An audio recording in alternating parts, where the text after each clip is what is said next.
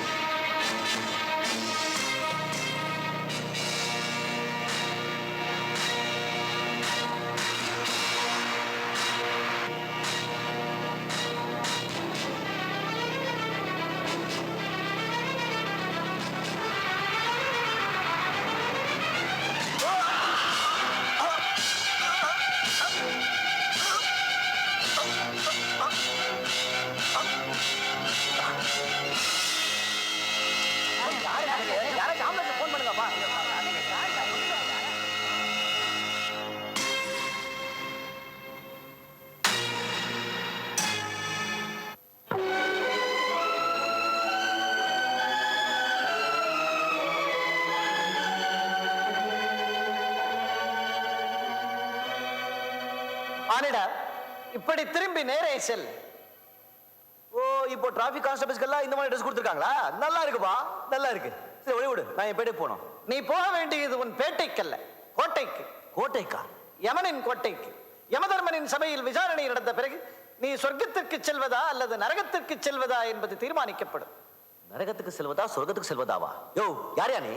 தெருக்கூத்துல வர கோமாளி மாதிரி வந்து வளர அங்க எல்லாரும் எதுக்கா காத்துட்டு இருக்காங்க? இன்னைக்கு எனக்கும் சுமதிக்கும் திருமணம். மரணமடைந்தவனுக்கு திருமணம் எப்படி நடக்கும்? நீதான் மரணமடைந்து விட்டாயே. மரணம் அடைந்து விட்டனா?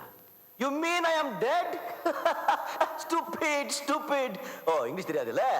அப்போ நான் செத்து போயிட்டேன்னு சொல்றேன் நீ. ஆம், அதில் என்ன சந்தேகம்? Stupid, stupid.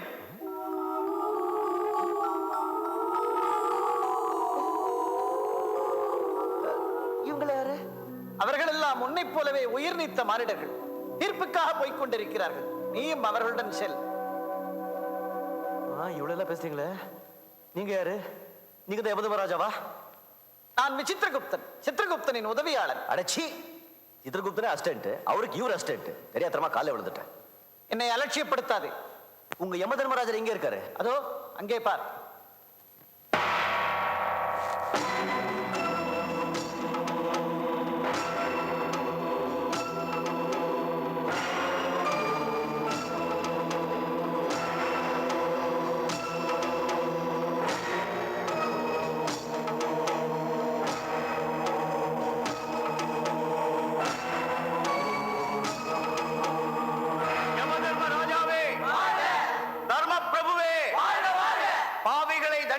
புண்ணியாத்மாக்களை ரட்சித்த நீதிமானே, மற்றவர்களைப் போல் நீயும் வரிசையில் தான் வர வேண்டும்.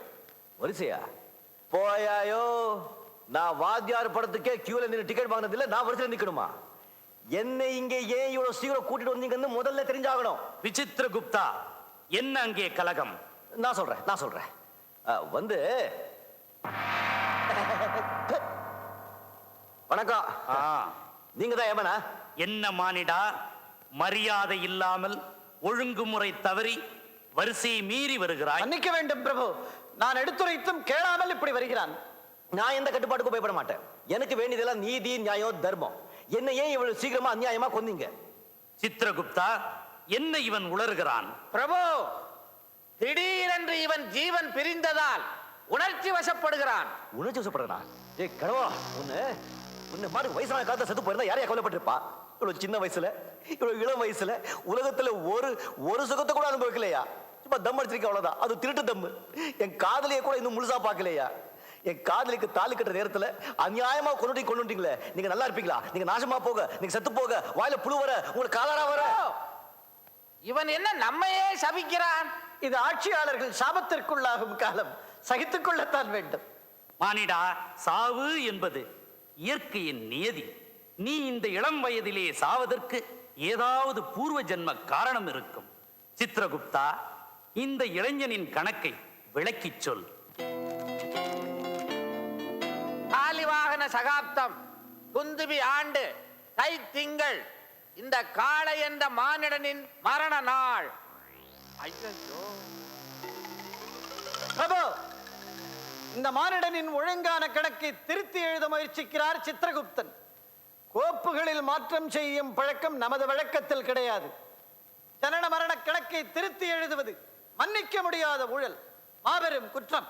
அது என்ன சித்திரகுப்தா? பிரபு, ஒன்றுமில்லை, ஒரு சிறு தவறு நடந்து விட்டது.